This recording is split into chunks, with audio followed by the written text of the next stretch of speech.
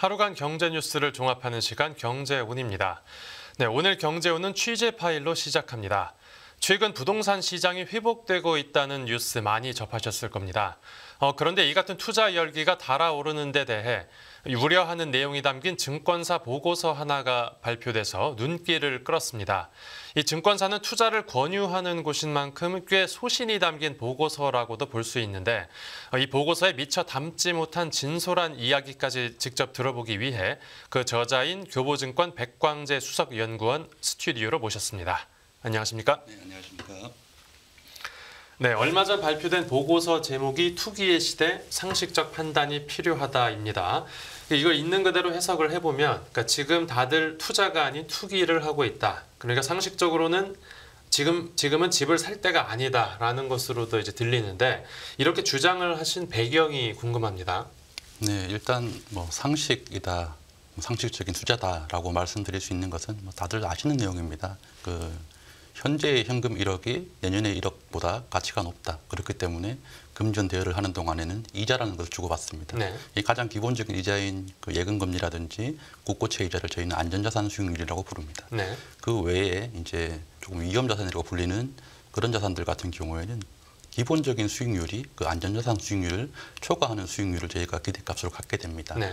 실제로 이제 부동산이건 아니면 다른 주식이건 그런 부분들의 내재 수익률을 그 예금 자산보다 예금 수익률보다 높은 수준을 받아야만 되는데요. 현재 시점 같은 경우에는 부동산과 관련된 모든 수익률, 오피스라든지 상가, 주택 이런 부분들이 대부분 다 이제 예금 금리보다 낮은 상태입니다. 네. 심지어는 세금이라든지 아니면 보유 비용들, 대출 금리 등을 감안한다 그러면 사는 순간 이제 마이너스가 지속적으로 누적되는 그런 상태다라고 말씀드릴 수가 있는 거죠. 그런 상태에서 이제 수익률이 내재 수익률이 안전자산 수익률보다 못한 상태에서 이러한 자산의 가격이 지속적으로 올라갈 것이다라는 기대를 가지고 내가 산 가격보다 더 높은 가격에 누군가가 사줄 것이다라는 기대심리를 가지고 가는 투자가 조금 제가 봤을 때는 좀 투기적인 투자다라고 생각을 하고 있고요.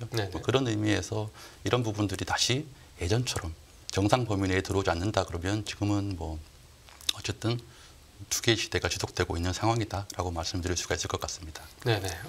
그런데 그 수도권을 중심으로 그 청약 시장 분위기가 살아나고 있다라는 기사들을 많이 접하게 되는데 이런 청약 열풍 앞으로 어떻게 또 흘러갈 걸로 보고 계십니까?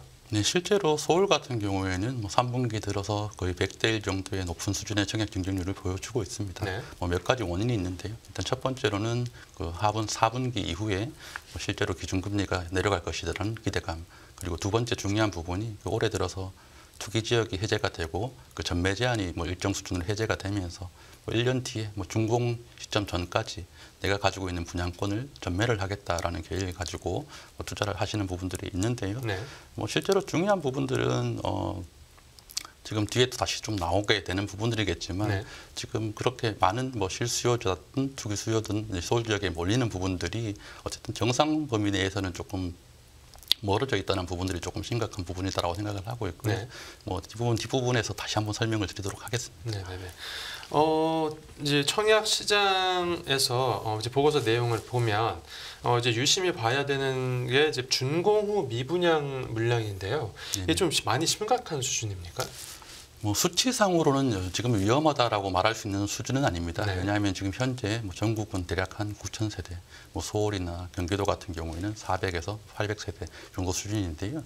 이게 준공 후 미분양이 위험한 부분이 어떤 부분이냐면 네.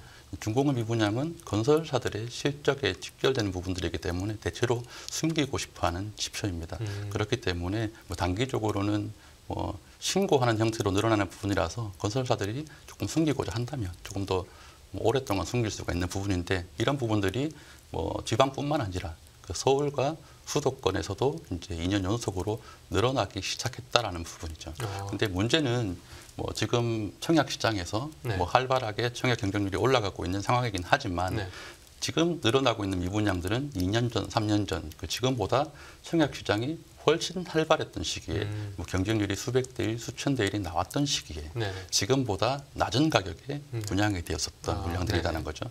그런데 그때의 경쟁률이 그렇게 높았음에도 불구하고 그 입주 시점이 되었을 때 잔금을 치를 만한 여력이 안 되었든지 아니면 전세 세입자를 못 구했든지 그러한 문제들이 발생을 했기 때문에 서울 지역에서 그렇게 높았던 경쟁률을 기록한 미분양이 늘어난다라는 부분들은 지금 뭐 경쟁률이 100대 1이다라고 하는 부분들이 있지만 그럼 2년 뒤에 지금 분양가는 2년 전보다 훨씬 높은 상태에서 뭐 원자재 가격들 때문에 점차 더 높아지는 상황에서 금리에 대한 인하 기대감들이 점차 사라지고 뭐 물가 상승 그리고 뭐 공기업 부채 이런 부분들 때문에 뭐 경제 상황이 더 안 좋아지고 직장이 더 위험해지고 이런 상태에서 2년 뒤에 미분양은 뭐 과연 여기에서 줄어들 수 있는 상황인가라는 부분이 그 청약 시장과 중공업 미분양을 동시에 봐야 되는 상황이고요. 앞에서 잠깐 말씀드렸지만 중공업 미분양은 그 최대한 지연이 되어서 발표되는 지표이기 때문에 그렇죠. 실제로 이게 위험 수치다라는 수준에 이르게 된다면 이미 이제 그 리스크에서 빠져나올 수가 없는 지표입니다. 그렇기 때문에 현재 이제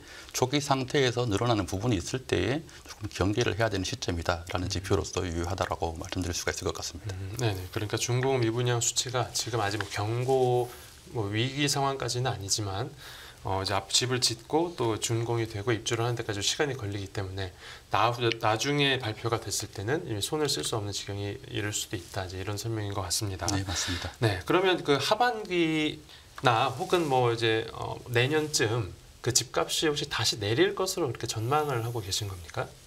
네, 일단은 저는 뭐 하락 방향이다라고 생각을 하고 있고요. 앞서 뭐 잠깐 설명을 드리긴 했습니다만 지금은 어쨌든 수익률 측면에서의 역전 상태이고 뭐 이런 상태에서 이제 보유 비용 자체가 많이 늘어나 있는 상태이고 두 번째로 중요한 부분이 일단 뭐 2년 전 가격이 딱 2년 전 시점이 전국의 아파트 가격이 피크를 치던 시기입니다. 그 시절 전세 가격, 매매 가격 모두 다 피크였었는데요. 지금 이제 돌아오는 시점, 그때 전세 만기가 돌아오는 시점에서 공교롭게도 서울 지역의 입주 물량이 늘어나고 있는 그런 상황입니다. 그런데 뭐 주요 지역을 중심으로 한번 살펴보시면 뭐 서초구를 기준으로 본다 그러면 뭐 유명 아파트들이 2년 전 전세 가격보다 현재 전세 가격이 뭐 대략 한 많게는 10억 가까이 빠져 있는 역전세 상태입니다.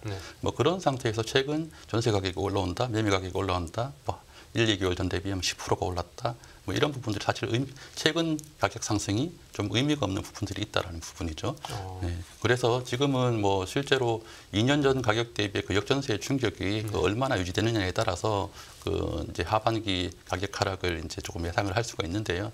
다행히는 아니고 이제 가격이라는 부분들이 이제 신고제로 운영이 되기 때문에 약 2달간 신고를 하게 됩니다. 그래서 지금 이제 9월 이후에 그런 역전세의 피해들이 실제로 돌아오게 되는 것을 느끼는 시점, 우리가 가격 지표로 바라볼 수 있는 시점은 뭐 최소 2달 이후이기 때문에 뭐 늦게는 뭐 올 연말이라든지 내년 상반기쯤 되어야 이제 실질적인 가격 하락을 피부로 느낄 수 있겠지만 어쨌든 거기에 대한 조짐들은 최근에 매물 증감을 본다 그러면 지금부터 시작되었다라고 이제 말씀드릴 수 있을 것 같습니다. 그런데 그 한국부동산원도 그렇고 이렇게 민간 기관도 그렇고 그 부동산 조사 기관들 발표를 보면 이 집값이 좀 다시 이제 오름세를 보인다고 뭐 반등했다라는 이제 신호로 볼 만한 것들이 있습니다. 근데 이거는 뭐 어떻게 해석을 해야 됩니까? 뭐 실질적으로 올해 상반기부터 지금까지 이제 조사기관들의 매매 가격 상승은 뭐 실체적 진실이라고 생각을 하고 있습니다. 다만 그 앞서 말씀드렸던 것처럼 그런 이제 조사기관과 실제 가격이 적용되는 딜레이들 부분 그리고 이제 조사기관들의 샘플의 숫자에 따라서 이제 방향성이 조금 다른 부분들 뭐 그런 부분들 그리고 앞서 잠깐 설명드렸었지만 뭐 실제로 가격이 하락했다. 이제 올랐다 이런 부분들이 이제 그냥 관망하는 지점에서는 뭐 주간 가격 상승 하락 이런 부분들이 의미가 있을 수도 있겠지만 실질적인 플레이어들 집주인이라든지 임차인들 같은 경우에는 2년 전과의 비교가 훨씬 더 직접적인 영향을 받게 되는데요. 뭐 그런 부분들이 가격 변화 방향의 변화를 준다 그러면 아까 말씀드렸듯이 2년 전 전세가와 현재 전세가 변화 내줘야 되는 돈 이런 부분들을 생각하면 이제 기존의 이제 지표를 통해서 오르니까 오를 것이다라고보다는 이제 얼마나 차이에 따라서 가격이 얼마만큼 더 하락할 수 있는 여력이 있는가 부분들을 집중하시는 것이 더 좋을 것 같다. 그렇게 말씀드릴 수 있을 것 같습니다. 네, 알겠습니다. 그 이제 가장 또 이제 보시는 시청자들이 또 주목해서 보실 만한 질문인데 실거주자들의 경우에는 혹시 그 주택을 이제 매수를 해야 되는데 그 매수해야 되는 그 적정 시점 이게 언제쯤으로 보고 계십니까? 네, 사실은 뭐 사람마다 상황이 다 다르고 지역마다 상황이 다 다르기 때문에 뭐 정말 필요하다면 지금 당장이라도 사셔도 된다라고 생각은 합니다. 네. 다만 조금 가격적인 측면에서 조금 더 싸게 사시고 싶다 그러면 지금 같은 상황에서는 조금 피하시는 게 좋을 것 같고 네. 뭐 정확하게 말씀드린다면 제일 처음에 말씀드렸었던 그런 내재 수익률 부분, 그 최소한 임대 수익률과 예금 금리가 같아지는 수준까지 좀 기다리면 좋은데 뭐 그런 부분들을 일반인들이 계산하기 힘드시기 때문에 그 최소한 현재 시점에서 시작되고 있는 뭐 강남의 입주가 마무리되는 그 내년 6월 이후 입주장을 다 보고 최소한 사시다. 뭐 그러시면은 지금보다는 또 좋은 가격에 사실 수 있을 것이다라고 생각을 하고 있고요. 조금 더 기다릴 수 있을 만한 여유가 있다면 일단 뭐 둔촌주공 입주까지는 뭐 기다려 보시는 것도 좋을 것 같습니다. 네. 오늘 이제 더 듣고 싶기는 하지만 네, 시간 관계상 오늘 여기서 마무리하고 앞으로 또 더 이제 또 모셔서 더 유익한 이야기 들려주시기 바랍니다. 오늘 잘 들었습니다. 네, 감사합니다.